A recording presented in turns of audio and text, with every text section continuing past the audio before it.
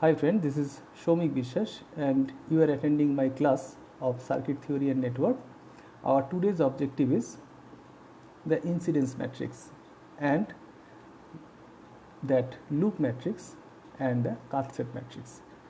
So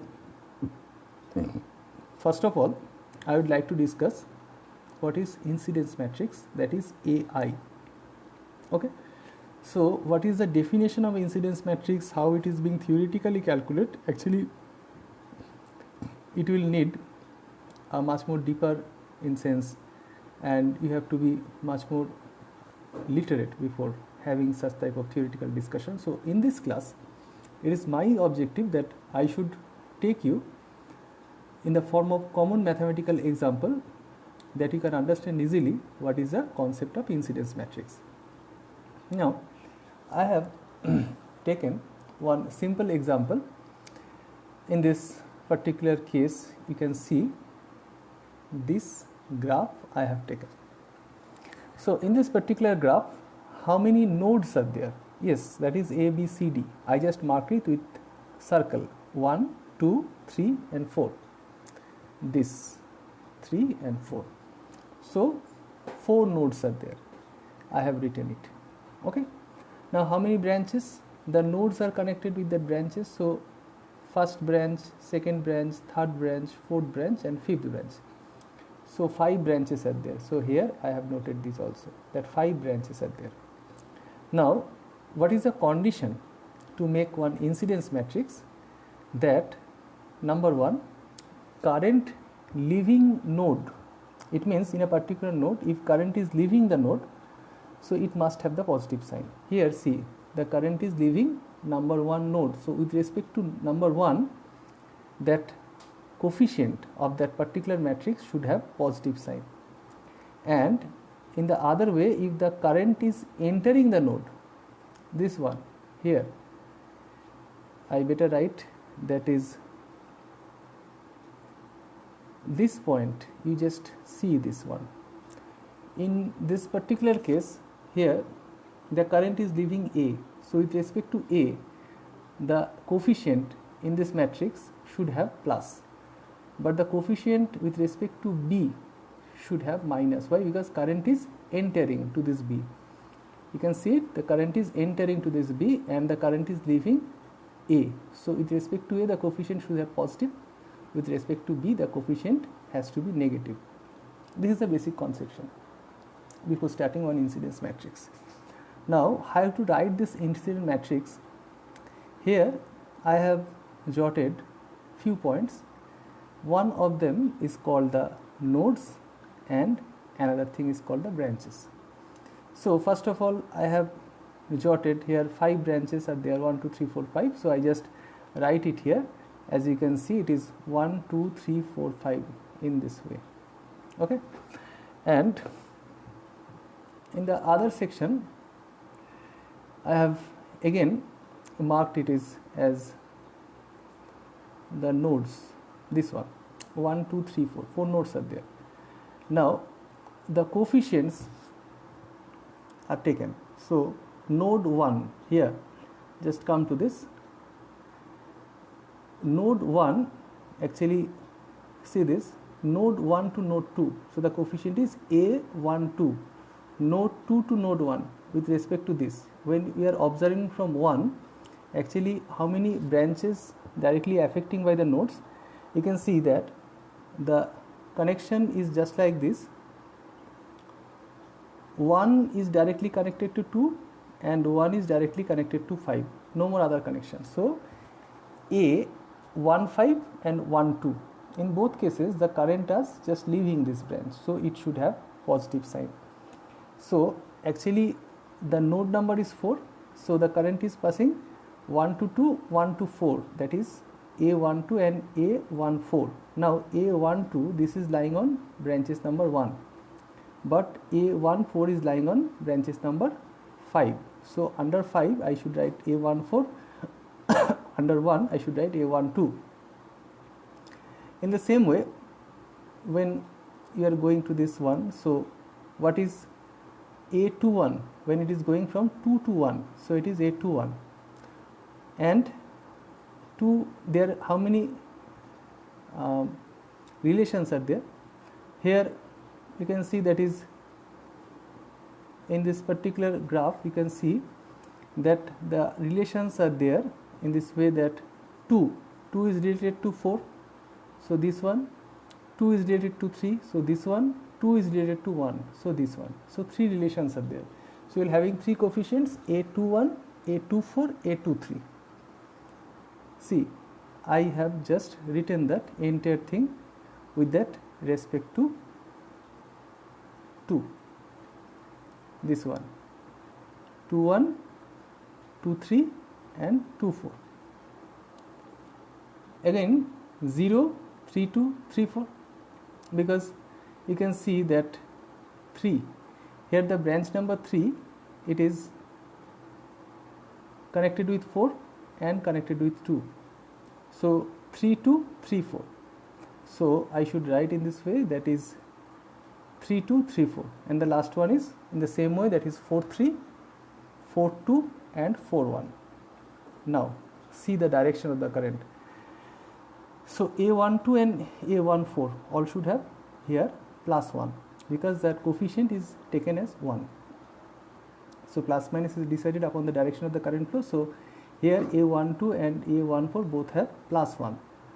So accordingly to this, how should I fill up? That is 1, 1. Again A21 is the reverse way, so it should be minus 1, and that A23 it should have plus 1, because the current is not entering, it is just leaving. So in this way you have to fill up the entire matrix as 1, 0, 0, 0, 1, minus 1 for the second node, it is minus 1 plus 1, as you can consider. I have shown you how to get that. Then 0 plus 1, 0. Now why 0 is there? Because in that node 1 there are relation between 1 and 2 and 1 and 5, but no here no relation between 2, 3 and 4 branches or the nodes. So obviously it should have 0. In this same way you can see it that here A1 to A2 is related, A1 to A4 is related, but not that is A2 to 3 and 3 to 4, there is no relation. So obviously only the A is just applied on that 2 particular nodes. As you can see here you can see this, that A is applied on that 5th number branches and 1 number of branches. So these 2 branches have coefficient and the other branch is not related, so it all should have that 0. Okay, so finally in this way you have to fill up the entire one and you will be getting this type of final matrix. This is the final matrix. Don't make that circle, actually some reason I have made that circle, but you should not make it. You just write either plus 1 or minus 1. So as a whole the entire circuit is called the incidence matrix. Now what is the properties of the incidence matrix? That if you are taking the entries of each column individually, it means if you are taking the entries of the first column, this one, or you are taking the entry of second or third or fourth or fifth in this way, so the summation of the column entry must be equals to 0 always. When you are making one incidence matrix, you should always calculate that whether each and every column entry, if you are summing together, it must be 0. If it is not 0, so obviously you are making something wrong, because it is not the actual incidence matrix. Now another thing is what? That determinant of a closed loop for that AI is always 0. So if you are having one closed loop, if you are making one AI, so that is always 0. So how to get that, whether a loop is closed or not? If you are having one tree, if you are having one graph, so how to decide which one is tree and which one is graph? Just take it its incidence matrix.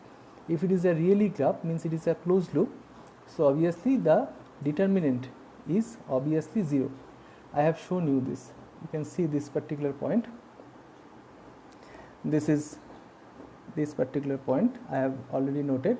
So you can see the determinant of A must be 0 for a closed loop, but if it is a tree, it never be 0. Now another thing is coming, that what is that reduced incidence matrix?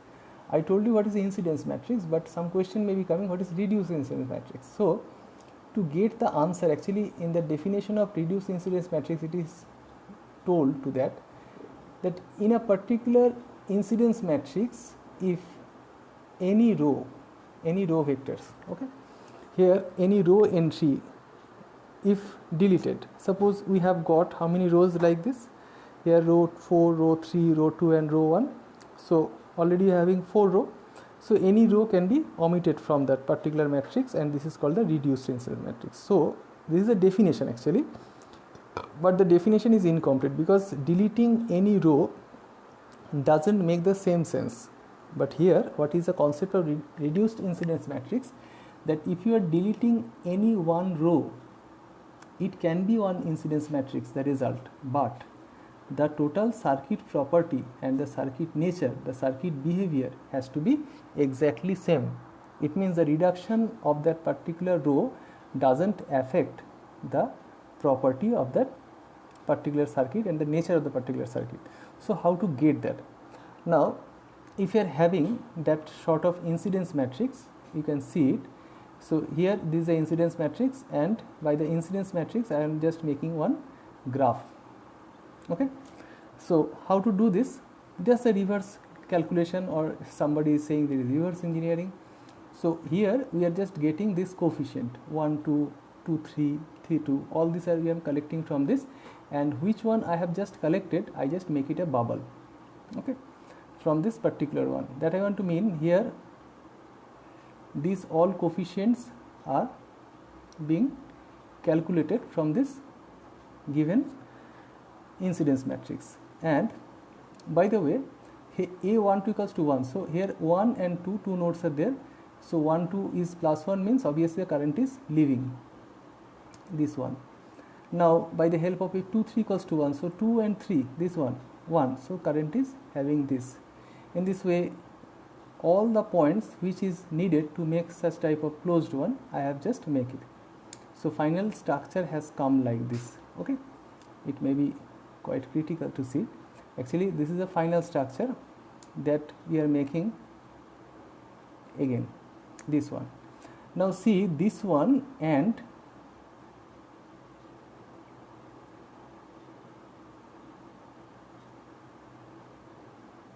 here the starter one, this one and the bottom one. Here the configuration, just see it clearly, okay, and the configuration that just I have shown to you, this one, they are exactly same. So on doing this, I have seen that from the graph I need to take only those bubble points, okay, but here it is seen that number 4th entry, this one, is no more required when you are reconstructing the graph from that incidence matrix. So if I omitting this 4th line, it means the 4th row, the total graph will never change its property. So by deleting 4th row, what is the final matrix has come, you can see it. So this is the final matrix, as you can see, this one here, the 4th row is represented with this dotted line. So that matrix having the dimension of 3 cross 5, where the original matrix is 4 cross 5. So this is basically called the reduced incidence matrix. This one is a reduced incidence matrix. So in this class I have cleared to you what is the concept of incidence matrix, what is a reduced incidence matrix, how the incidence matrix is created. By the help of incidence matrix, how can you judge whether a graph is tree or the complete closed loop graph, and some properties, and also the elimination style. It means which row has to be eliminated to make a reduced incidence matrix from an incidence matrix. It is not sure that in each and every incidence matrix can be made as reduced incidence matrix, but if the question arises that whether the reduced incidence matrix is existing or not, so for giving this answer you have to do this type of reverse engineering or the reverse mechanism. If it shown that all the coefficients of that incidence matrix is equally required to make such graph, so obviously it cannot be reduced more. But if it is seen for this type of example, that if you are omitting the last row, still the sense of the entire circuit will never change. So obviously it is used to reduce the size. One reduced incidence matrix can be given. Now what is the need of getting this reduced incidence matrix? The only reason to change the bulkiness of that entire mathematical process, or if you are considering one more row or two more row in a particular circuit, then it may be quite bulk to calculate the other parameters of the circuit. So if one row or two row is omitted, so the size will be quite squeezed, so it is easy to handle. So in a way, that a reduced incident matrix may be created by the deletion of one row. Maybe in some cases I have seen that more than one row can be deleted to make one reduced incident matrix. So thank you very much for this class you all have attended. And finally friends, I will go much more deeper on this about the tie set and the card set in my next classes. So see you all early next in my next classes for the discussion of that tie set and the card set. Thank you very much.